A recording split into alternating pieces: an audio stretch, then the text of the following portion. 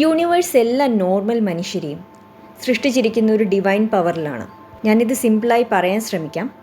മനുഷ്യന് physical body അഥവാ ശരീരവും ഫിസിക്കൽ മൈൻഡ് ബ്രെയിനും കൂടാതെ സ്പിരിറ്റ് ബോഡിയും സബ് കോൺഷ്യസ് മൈൻഡും ഉണ്ട്.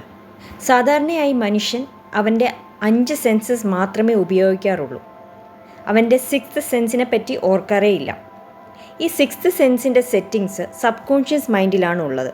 ഇനി എപ്പോഴാണോ മനുഷ്യൻ അവൻ്റെ സോളുമായി അല്ലെങ്കിൽ ആത്മാവുമായി കണക്റ്റ് ആവുന്നത്, അപ്പോഴാണ് അവൻ്റെ സബ് കോൺഷ്യസ് മൈൻഡിലെ 6th സെൻസ് ആക്ടിവേറ്റ് ആവുന്നത്. അപ്പോൾ മനുഷ്യൻ ഒരു സറണ്ടർ മോഡിൽ പോവുകയും അതിലൂടെ യൂണിവേഴ്സുമായി കണക്റ്റ് ആവുകയും ചെയ്യുന്നു. ഈ കണക്റ്റ് ആവുമ്പോൾ യൂണിവേഴ്സിൻ്റെ ട്രെയിനിങ് പീരീഡ് സ്റ്റാർട്ട് ചെയ്യുവാണ് ഇവിടുന്ന്. എന്നിട്ട് അവിടെ അവൻ്റെ എനർജി വൈബ്രേഷൻ യൂണിവേഴ്സിൻ്റെ ഫ്രീക്വൻസിയിലേക്ക് കൂട്ടിക്കൊണ്ട് വരികയാണ് ചെയ്യുന്നത്. ചുരുക്കി പറഞ്ഞാൽ ഒരു റേഡിയോ സ്റ്റേഷൻ്റെ ഫ്രീക്വൻസിയിലേക്ക് ട്യൂൺ ചെയ്യുന്ന പോലെ. ഇവിടെ അവൻ്റെ എനർജി ഫ്രീക്വൻസി കൂടുമ്പോൾ അവൻ്റെ ഡിവൈൻ പവർ അല്ലെങ്കിൽ 6th സെൻസിലേക്ക് എത്തും.